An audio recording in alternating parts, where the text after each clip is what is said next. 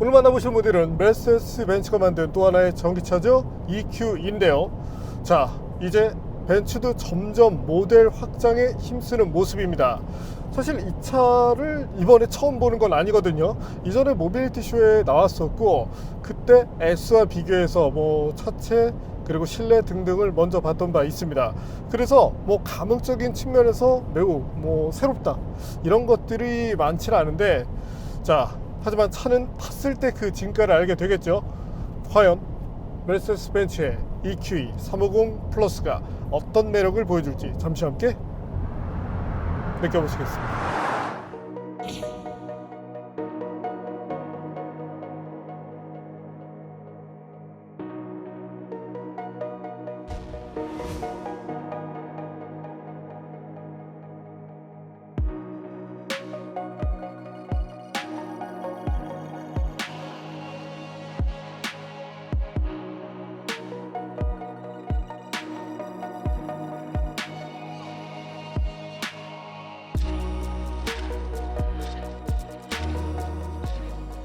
외관은 EQS의 크기를 줄인 형태입니다. 하나의 활처럼 보이는 원 보호 라인으로 부드러운 곡선을 강조했습니다. 라디에이터는 그릴 없이 블랙 패널로 막혀 있습니다. 수많은 벤츠 로고를 볼 수 있고요. 헤드램프는 260만 픽셀 해상도의 디지털 라이트입니다. 프론트 트렁크가 없는데 여기에 초대형 헤파 필터를 넣어서 공기청정 기능을 강화시켰습니다. 측면부는 쿠페 라인 실루엣을 보여줍니다. 플러시 타입 도어 핸들, 와류 발생을 억제시키는 휠 디자인으로 공기 저항도 줄였죠. 후면에는 좌우 연결 형태의 리어램프가 있고요. 조명 그래픽이 독특하죠. 머플러 디자인의 금속 장식, 리어 스포일러도 장착됩니다. 실내는 간결하고 화려합니다. 좌우로 넓게 펼쳐진 대시보드 위에 12.3인치 계기판과 12.8인치 OLED 인포테인먼트 시스템이 달립니다. 대시보드 표면 부분에도 벤츠 로고를 촘촘히 넣었고요. 계기판 그래픽을 비롯해 각각의 테마들이 화려하죠. 인포테인먼트 시스템조차도 화려합니다. 앰비언트 라이트도 시트까지 확대되어 있는데 음성인식을 하는 과정에서도 반응합니다. 너는 누구니? 음성인식은 검색을 비롯해 뉘앙스까지 알아듣고 분위기를 맞춰주는 일도 가능합니다. 메르세데스예요. 전기차 사운드는 두 가지입니다.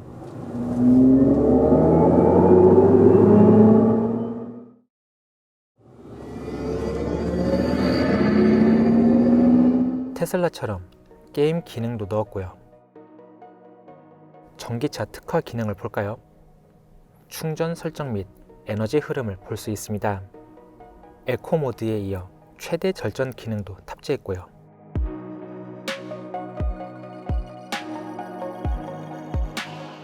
벤츠 코리아는 한국형 내비게이션 개발에 공을 들였는데 덕분에 충전소 정보를 찾기 쉬웠습니다. 헤드업 디스플레이는 매우 큽니다. 보여주는 정보도 다양하고요. 내비게이션과 연동도 좋습니다. 앞좌석은 넉넉합니다. 시트는 통풍과 열선에 마사지 기능도 있고요. 휠베이스가 3.1m지만 뒷좌석 레그룸이 인상적으로 넓진 않습니다. 쿠페형 디자인이라 머리 공간도 넉넉하지 않습니다.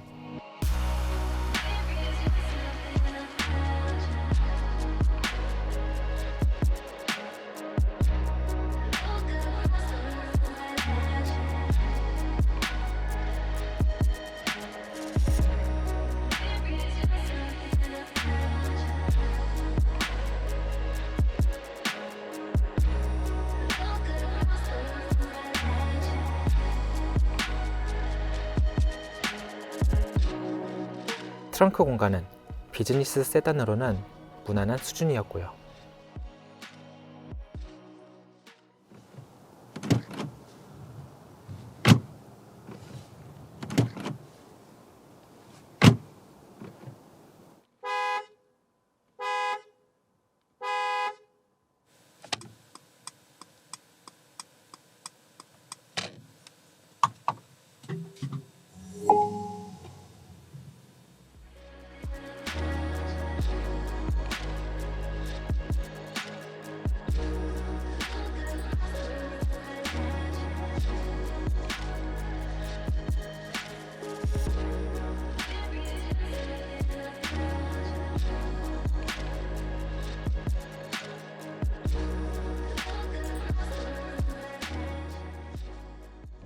자, 이번에는 고속 주행을 한번 해볼 텐데요. 자, 그럼 한번 최고 속도로 달려볼까요?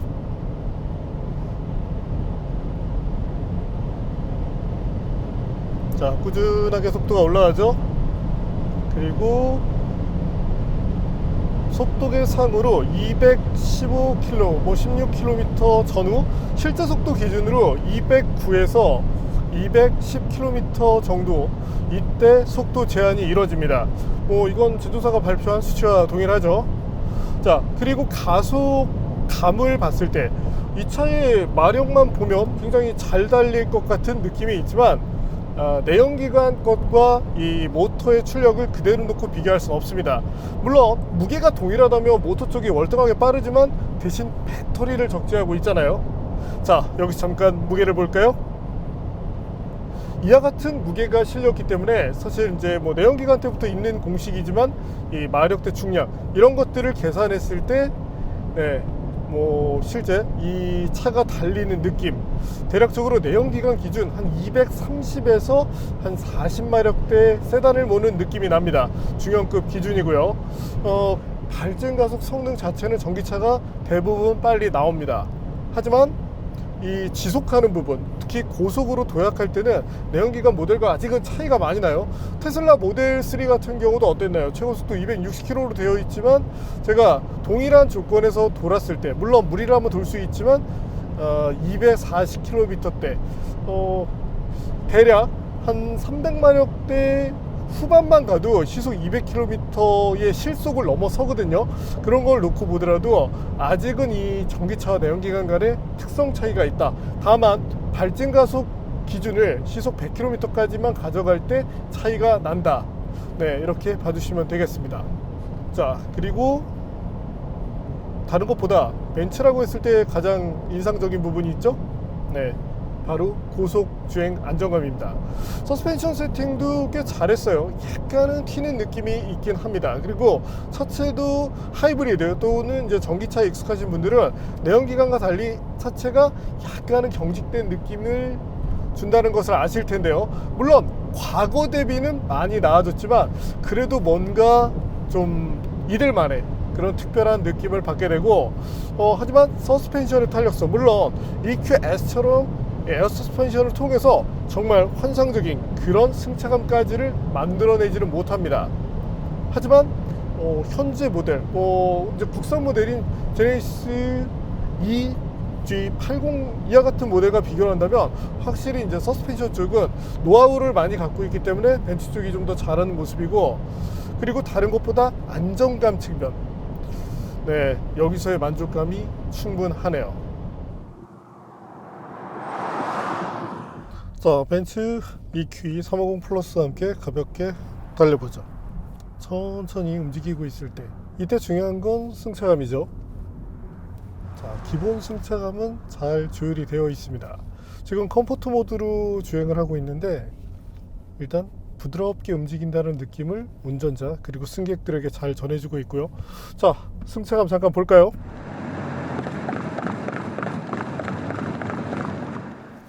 자, 이번에는 시속 30km로 방지턱을 넘어 보겠습니다.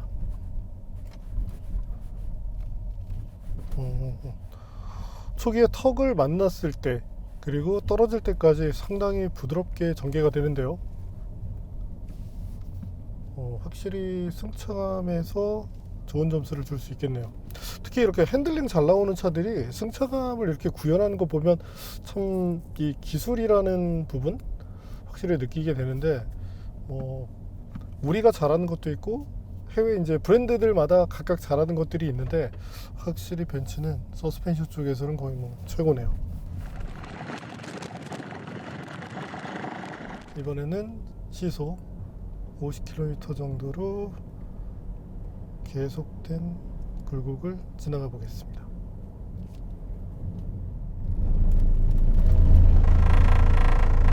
와우,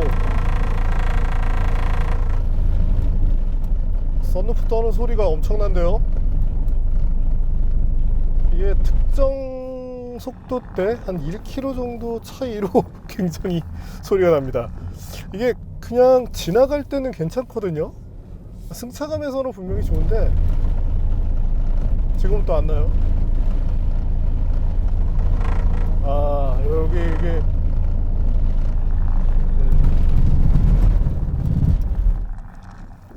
자, 저희가 시험하는 구간이 시속 50km 정도라고 말씀드렸죠. 여기서 이제 플러스 마이너스 1km 정도의 차이가 나게 되는데, 이때 속도가 약간 1km 정도 올라가면 선루프 소리가 막 크게 들리는 그런 모습을 볼 수 있었고, 그 영역을 제외하고 나머지 부분에서는 문제없는 모습을 보여줍니다.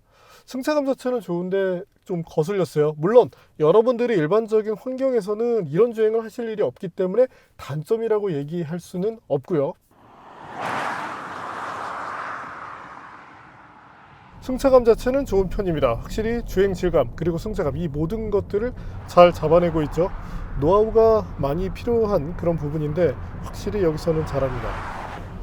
자, 그리고 속도를 줄여볼게요. 자, 줄였다가 지금 한 20km, 여기서 부드럽게 가속을 할 때 우리가 일상에서 가장 많이 쓰는 영역이에요.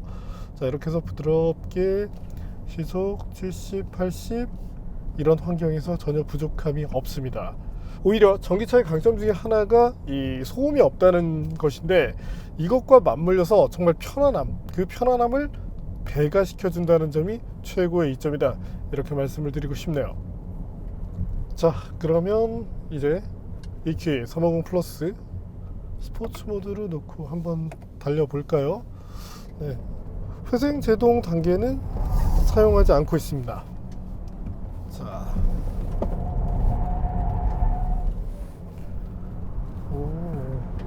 확실히 핸들링 좋고 한계 속도도 떨어지지 않아요. 자, 그럼 리프트오프.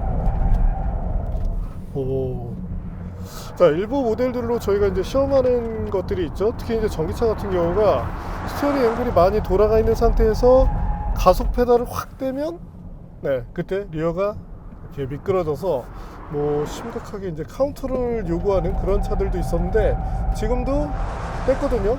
그대로 돌아가는 모습을 보여줍니다. 확실히 이 EQS 때도 그랬고 현재 EQE도 운전자가 당황하게 만드는 그런 요소는 없기 때문에 주행 측면에서의 안정감에서는 충분히 만족할 만하네요. 자, 그리고 이제 후륜구동 모델이다 보니까 제가 좀 전에 이제 코너를 이제 탈출하기 직전에 가속 페달을 확 밟았는데도 불구하고 ESP가 강제 활성화가 되었거든요.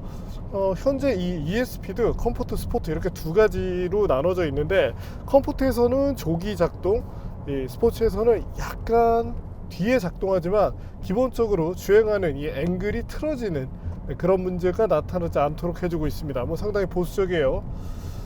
자, 그리고 속도를 올려서 쭉 하고 나갈 때 이게 또 멋스럽게 예전에 EQS 때도 그랬지만 이 앰비언트 라이트가 굉장히 강렬한 색으로 이 운전자를 감싸는 모습을 보여줍니다.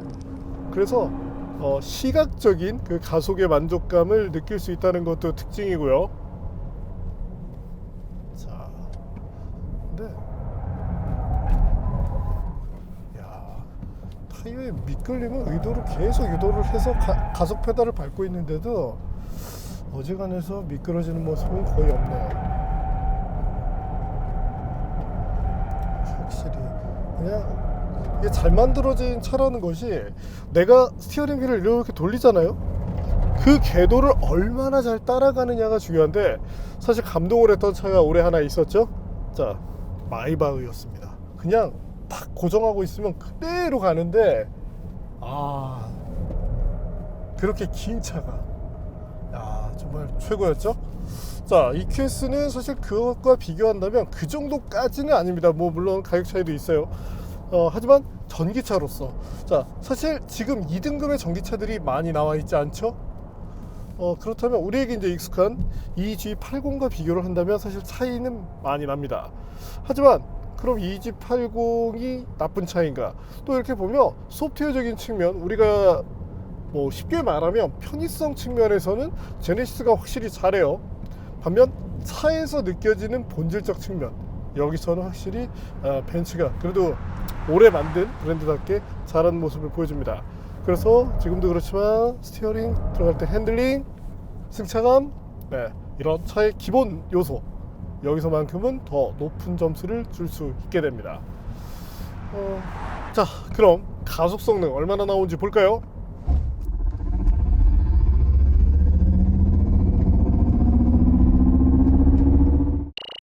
자, 공식 발표 대비 뭐 0.1초 정도 차이가 났으니까 이 정도는 뭐 수긍할 만하죠.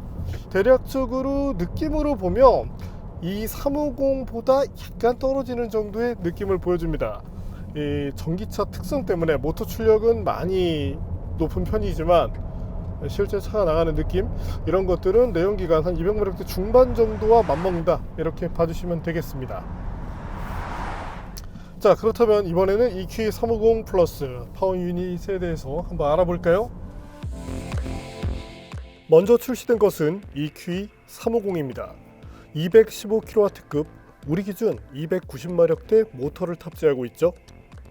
180kW급 모터를 탑재한 EQ300도 나올 예정인데 가격대가 조금 더 내려가죠. 출력은 우리 기준 240마력대고요. 이 밖에도 최상급 라인인 EQ500은 400마력대 출력, AMG로 넘어가면 기본형인 43을 시작으로 53 등 다양한 모델이 나올 예정입니다. 항상 드리는 얘기지만 아직까지는 전기차 시장이 열리는 단계죠. 2025년 또는 그 이후부터 완성도 높은 전기차들이 쏟아져 나올 예정이죠. 물론 다양한 모델의 라인업 확장도 이맘때가 되면 완성이 되고요. EQ350 플러스는 최대 170kW까지의 충전을 지원합니다.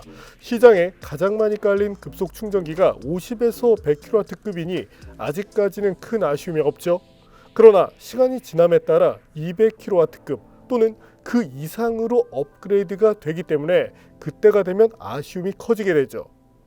그래도 넉넉한 배터리 덕분에 한 번 충전으로 꽤 먼 거리를 갈 수 있었습니다. 그래도 배터리가 88.9kWh급으로 넉넉한 편이죠. 국내 인증이 이제 470 정도 되는데 국내 인증을 받는다는 것 매우 보수적이에요. 그렇기 때문에 실제 주행에서는 500km 이상을 쉽게 넘나들 수 있게 됩니다. 자, 내가 조금 더 신경 써서 탄다 그러면 600km도 가능하다는 얘기가 되거든요. 그래서 이 장거리를 주행한다, 이런 측면까지도 충분히 대응할 수 있다는 것은 분명히 장점이 됩니다. 하지만 앞서 말씀드린 것처럼 이 충전에 대한 그 제한은 왜 그런지 모르겠어요. 현대 같은 경우는 이 엔트리 모델부터 그런 시스템을 다 공유를 해주고 있잖아요. 자, 이런 것들은 좀 배우면 좋겠습니다. 요즘 벤츠가 계속적으로 원가 절감, 비용 이런 것에 대해서 너무 신경을 쓰는데 이해는 하겠지만 조금 도가 지나치다 라고 느낄 때도 있네요. 최근 벤츠는 EQS와 EQE 일부 모델의 구독형 성능 추가 옵션을 발표했습니다. 이에 따르면 EQE의 성능이 215kW에서 260kW급으로 높아지게 되죠. 마력으로 환산하면 약 350마력 내외가 됩니다. 이 성능을 즐기려면 매년 $1200를 내야 하는데요. 환율에 따라 다르겠지만 EQE를 구입해서 10년 동안 최고의 성능을 누리고 싶다면 대략 1,700에서 2,000만 원 내외가 추가로 들어간다고 보면 됩니다. 애초에 소프트웨어적으로 제한된 성능을 풀어주는 것인데 이에 대해 매년 돈을 받겠다는 것은 사실 수준 떨어지는 전략이죠. 결국 애프터마켓 코딩 업체에서 이를 풀어주는 방법도 나올 겁니다. 저도 일시불로 코딩을 하는 편이 낫다고 생각해요. 최근 벤츠가 강도급 지갑 털이를 하는데 이번에는 해도 너무한데 싶네요. 자, 이번에는 제동력을 알아보겠습니다.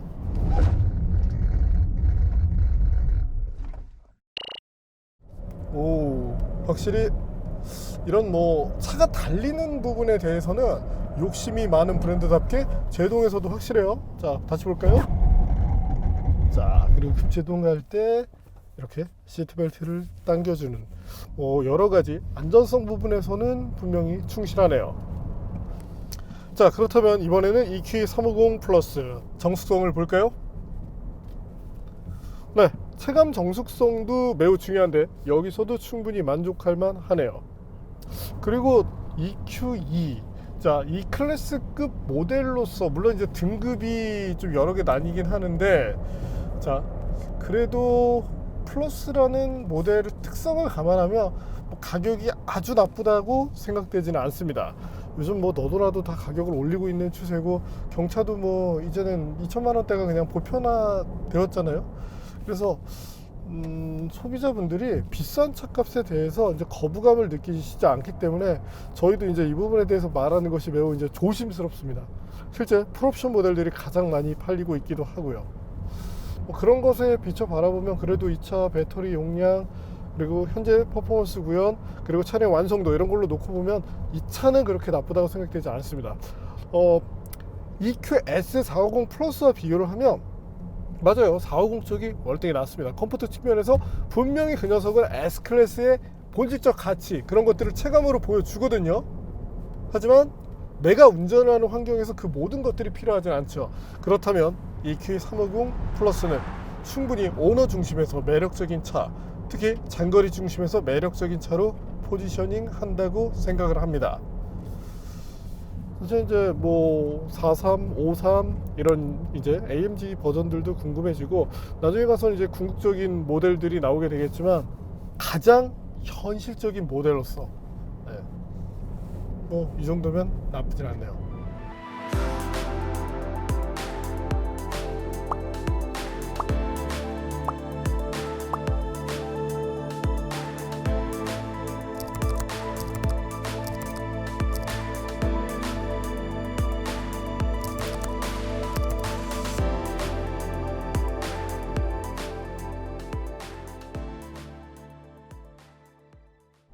오늘 만난 벤츠 EQ350 플러스, 뭐 나름 매력적인 것들을 잘 보여주고 있어요. 시각적인 부분도 그렇고, 물론 차의 이제 자세라고 할 텐데 뒤쪽으로 갔을 때 이 세단만이 갖고 있는 그런 스타일이 좀 희석되는 것은 아쉬움으로 다가옵니다. 물론 제 개인적으로는 그래요. 하지만 뭐 이 차가 보여주고자 한 그런 본질적 가치, 전기차로서 뭐 여러 가지 이점들이 있잖아요. 그런 점들을 놓고 본다면 충분히 완성도 있는 차로서 뭐 싸지는 않지만 적어도 이 시대에 현재 나와 있는 다른 차와 비교했을 때 돈값 정도는 하는 느낌을 준다. 네, 이렇게 말씀을 드리고 싶습니다. 앞으로 더 많은 차가 나오게 되겠죠. 뭐 지금 SUV 버전을 비롯해서 또 AMG 버전 등등등. 근데 지금 이 정도라면, 물론 이제 우리 기준에서 편의 장비 이런 것들의 부족함은 있지만 지금 이 정도라면 앞으로 나올 차들, 네, 이에 대한 기대감이 커지는 것도 사실이네요. 이 정도면은 전 이제 전기차는 아직은 안 사는 게 낫다라는 주의인데, 이 정도면 그래도 살만하지 않나. 네, 오늘은 일상에서 편안한 고급형 전기차죠, 벤츠 EQ350 플러스를 만나봤습니다.